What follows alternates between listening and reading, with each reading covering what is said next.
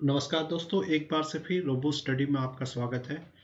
हमें आशा है कि आपने हमारे सारे पुराने वीडियोस को देखे होंगे। मोशन के जो हमने कुछ वीडियो डाले हैं, पहले 3-4 वीडियो हमने डाले हैं, उनको आपने देखा होगा। और इसी सीरीज में हम आज नया टॉपिक लेके आ रहे हैं। चैप्टर हमारा मोशन ही है। चैप्टर हमारा मोशन है और मोशन में अभी तक हम लोगों ने डिस्कस कर लिया मोशन क्या है और what is motion, what is rest. फिर हमने डिस्कस किया डिस्टेंस। फिर हमने डिस्कस किया है व्हाट इज़ डिस्प्लेसमेंट। फिर हमने डिस्कस किया what is speed and what is velocity. फिर हमने इनके प्रकार भी डिस्कस किए, जिसमें हमने यूनिफॉर्म एंड नॉन यूनिफॉर्म की बात करी थी, जिसको वेरिएबल भी कहते हैं। ठीक है, सो आप एक बार हमारे पुराने वीडियो को जरूर देखें, ये सारे कॉन्सेप्ट, बिकॉज सारे कॉन्सेप्ट इंटर रिलेटेड है। और अगर आपको शुरू से देखने चाहिए सारे के सारे कॉन्सेप्ट, अदरवाइज ये आपके लिए डिफ़िकल्टी हो सकता है। तो आगे इस चर्चा को बढ़ाते हैं और हम देखते हैं अगला जो मेन कॉन्सेप्ट है, एक उसको हम बोलते हैं, जैसे हमने बात की थी नॉन यूनिफॉर्म स्पीड या वेलोसिटी की। तो नॉन यूनिफॉर्म स्पीड जो वेलोसिटी है उसको हम कैसे मेज़र करते हैं, हम कैसे उसको डिफाइन करेंगे। सो जब यूनिफॉर्मली बॉडी स्ट्रेट लाइन में मूव करता है और इसका वेलोसिटी कांस्टेंट है, तो चेंज इन वेलोसिटी या तो जीरो हो सकता है, ओके, और ओवर इस और ये समय के अनुसार बदल सकता है। इसको अगर हम ऐसे समझेंगे तो जैसे कि हम एक ऑब्जेक्ट, एक हम कहीं ट्रैवल कर रहे हैं और from point A to point B, तो इस ट्रैवल के दौरान में हमारा जो स्पीड होगा, हमारा जो वेलोसिटी होगा, वो कांस्टेंट नहीं होगा, it is keep changing. Okay, so अगर आप एक शहर से दूसरे शहर जा रहे हो तो हमेशा ट्रैफिक एक जैसा तो मिलेगा नहीं, कहीं ट्रैफिक ज़्यादा होगा, कहीं ट्रैफिक कम होगा। तो इस चीज़ को बेसिकली हम कैसे डिफाइन करते हैं फिजिक्स में। सो जो वेरिएबल वेलोसिटी होता है, जिसको हम चेंज ऑफ वेलोसिटी बोलते हैं, तो change of velocity is basically acceleration.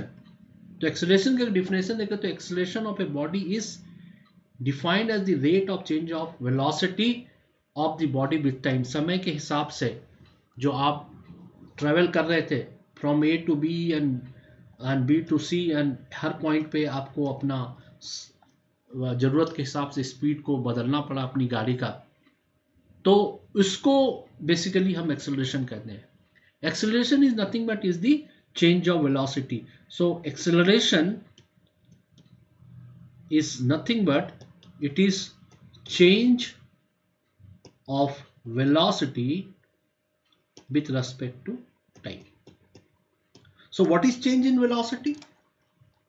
तो velocity जब आप शुरू करते हैं अपनी गाड़ी को, तो आपकी velocity क्या होती है? Your velocity is 0. Okay, sure, इसको हम बोलते हैं इनिशियल वेलोसिटी, प्रारंभिक गति, और बाद में आप इसमें हर समय आपका वेलोसिटी चेंज होता है। तो some time your intermediate velocity is become final velocity. So change in velocity is nothing but difference between the final velocity minus initial velocity. So initial velocity और फाइनल वेलोसिटी के बीच में जो अंतर होगा, जो डिफरेंस होगा, उसको हम बोलेंगे एक्सेलरेशन। तो अगर हम इनिशियल वेलोसिटी को v, फिजिक्स में इनिशियल वेलोसिटी को हम v मानते हैं, एंड u मानते हैं, and the final velocity is v, then acceleration a is equal to v minus u upon t. Fine. अब देखते हैं एक्सेलरेशन को हम मेजर कैसे करते हैं। इसकी यूनिट क्या है, एक्सेलरेशन की यूनिट है मीटर पर second square. This is the SI unit of acceleration.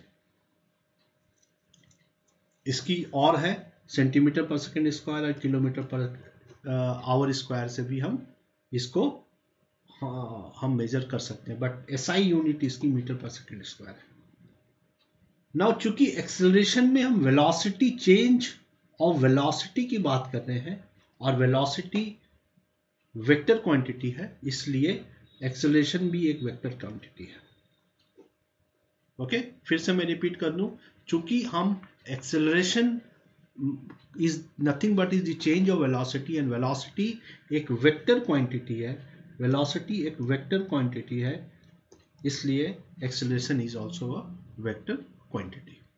Okay, so अभी हम देखते हैं कि हमारा एक्सेलरेशन जो है, एक्सेलरेशन कैसे चेंज होता है, माने वैल्यू उसकी क्या होती है डिफरेंट कंडीशन में।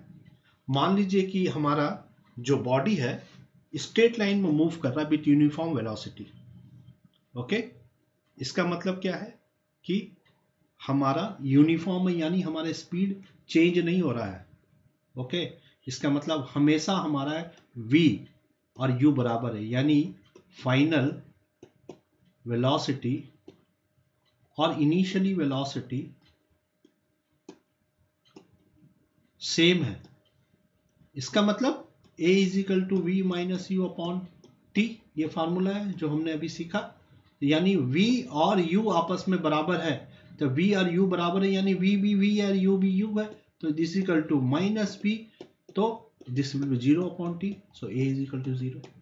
तो जब हमारा initial velocity and final velocity same है, यानी an object is moving along a straight line with a uniform velocity, तो हमारा एक्सेलरेशन 0 होगा।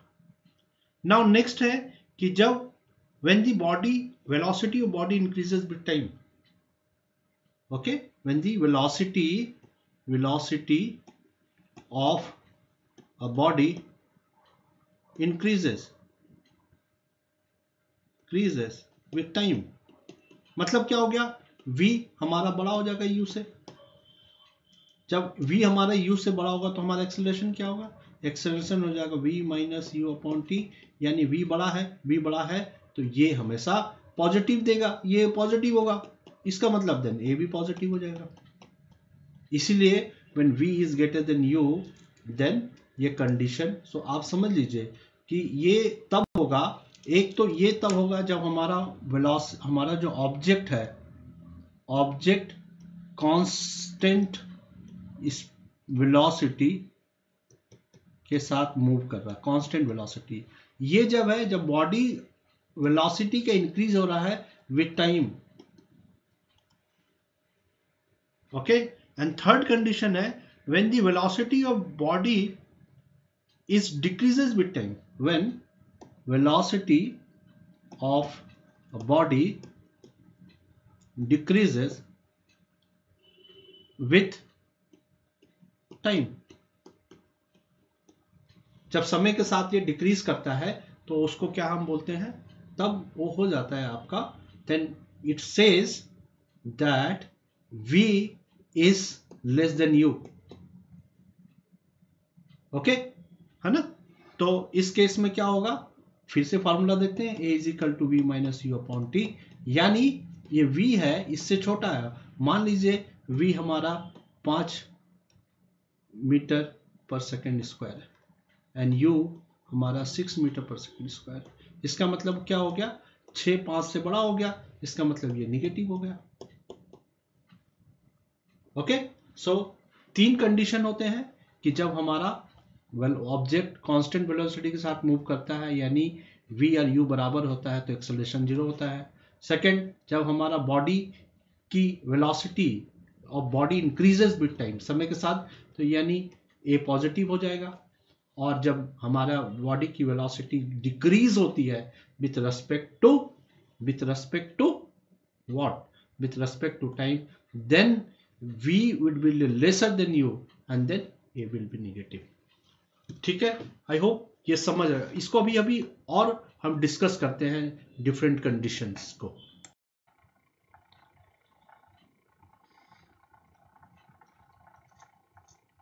तो अभी हमने देखा कि हम एक्सेलरेशन के बारे में हमने जाना एक्सेलरेशन क्या है। सो एक बार फिर से हम रिकैप कर लेते हैं।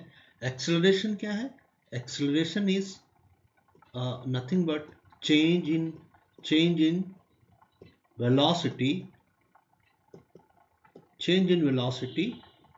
with respect to time taken. Okay, so change in velocity, मैं थोड़ा साफ साफ लिख दूं, it is nothing but it is change in velocity with respect to change in velocity with respect to time taken। तो जो वेलोसिटी में change होता है समय के परपेक्ष में, थोड़ा मुझे कमेंट आ रहा है कि थोड़ा हिंदी में भी बोले तो एक्सेलरेशन। देखिए आपको मैं बता दूं, आप कुछ टर्म्स तो इंग्लिश में ही समझें क्योंकि पेपर अंग्रेजी में आने वाला है। ओके, वैसे मैं कोशिश करूंगा कि मैं सारी व्याख्या हिंदी में करूं ताकि दोनों तरह के विद्यार्थियों को मदद हो।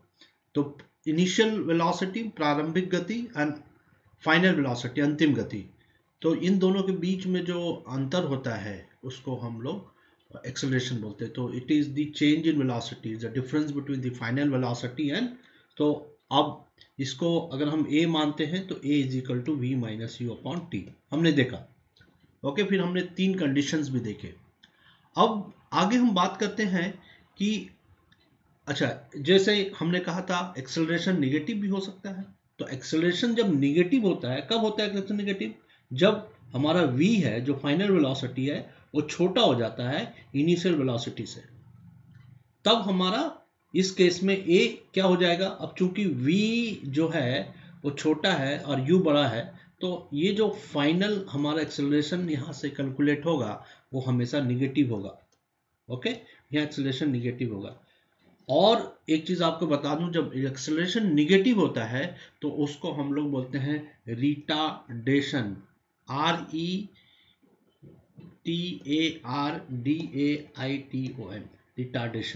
रिटार्डेशन बोलते हैं। तो ये ऑब्जेक्टिव में आ सकता है। Negative acceleration is also known as retardation. ठीक है, तो अच्छी बात है, आगे बढ़ते हैं। तो जैसे हमने हर जगह देखा यूनिफॉर्म और नॉन यूनिफॉर्म के बीच में डिफरेंस की 2 पार्ट है। हमने मोशन के केस में देखा, हमने स्पीड के केस में देखा। तो चूंकि एक्सेलरेशन वेलोसिटी की बात करता है, तो जिस तरह से जब वेलोसिटी वेरिएबल या कांस्टेंट होता है तो एक्सेलरेशन भी उसी तरीके से चेंज होता है। उसी तरह से इसके 2 पार्ट होते हैं। तो जब एक एक्सेलरेशन की बात करें तो एक्सेलरेशन भी इसके 2 पार्ट हैं। एक को हम बोलते हैं, क्या बोलते हैं?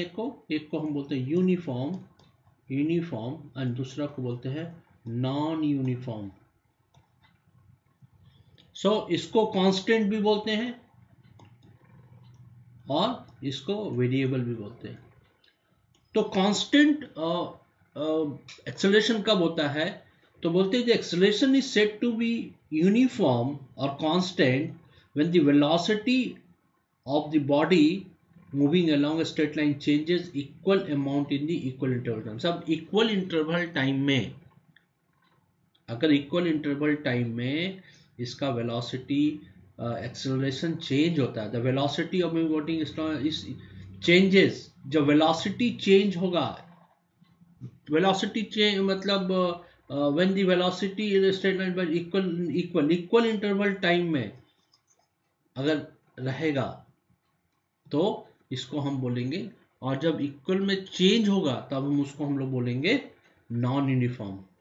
सो यूनिफॉर्म और नॉन यूनिफॉर्म में डिफरेंस वही है। यूनिफॉर्म एंड नॉन यूनिफॉर्म में डिफरेंस ये है कि जब velocity of the body along a straight line changes y equal amount में चेंज होता है, ओके है ना, तो उसको हम लोग बोलते हैं उसको हम बोलते हैं यूनिफॉर्म।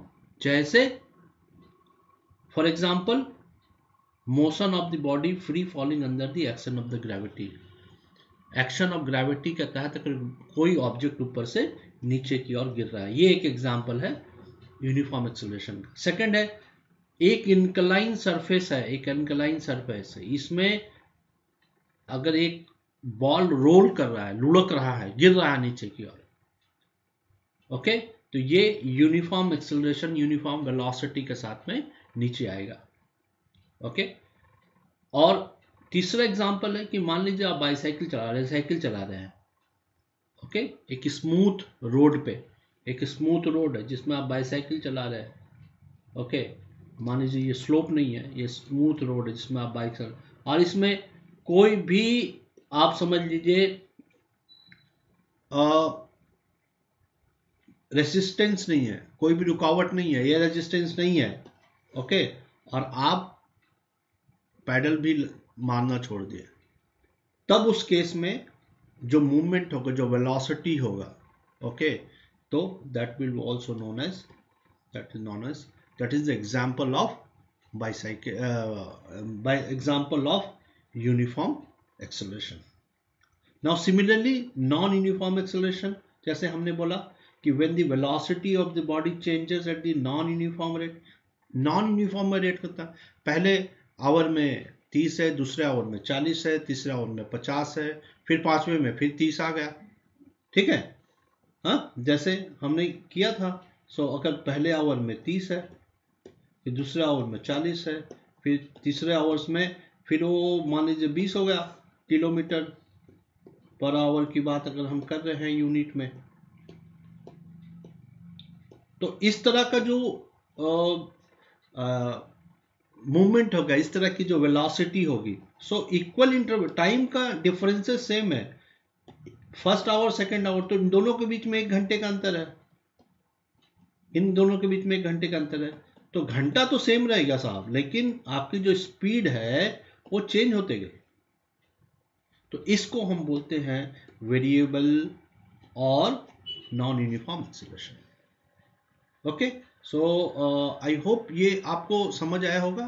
तो आप इसको एक्सेलरेशन को बिल्कुल ध्यान से पढ़ें, है ना, कोई डाउट होगा हमें फिर से पिंग करें और हमारे चैनल को सब्सक्राइब करें, है ना। हम बहुत जल्दी ही आपके लिए मोशन का दूसरा पार्ट लेके आ रहे हैं। ऑलरेडी हमने एक पार्ट ऑलरेडी बनाया है इसके पहले, उसको देखिए ये, और सारे पार्ट को देखिए, एक बार 2 बार देखिए, और अगर हिंदी विद्यार्थियों को दिक्कत हो रही है तो हमें बताएं, हम कोशिश करेंगे कि आपको हिंदी में और भी थोड़ी सी कुछ वर्ड्स हैं जिसका हिंदी और अंग्रेजी में आपको हम बेसिकली मीनिंग दे दें, ताकि आपको दिक्कत नहीं होगी एग्जाम में समझने में, ओके। बट इंग्लिश में क्वेश्चन अटेम्प्ट करने की कोशिश कीजिए, हम क्वेश्चन लेके डिस्कस करने वाले हैं। तो पढ़ते रहिए, लगे रहिए, ईश्वर आपको सफल बनाए, आपकी कामना को पूर्ति करे, ऐसा हम सभी का विश्वास है, आप जरूर करेंगे, ठीक है। तो और हमारे चैनल को सब्सक्राइब करें और हमें मोटिवेट करें कि हम और भी अच्छे अच्छे वीडियो आपके लिए बनाएं। हम इसके बाद मैथ्स का वीडियो भी लेके आएंगे कॉम्पिटिटिव एग्जाम के लिए। तो धन्यवाद, keep watching and stay tuned, okay. हमें बताएं कि और भी किस किस टॉपिक में आपको वीडियो चाहिए। Thank you.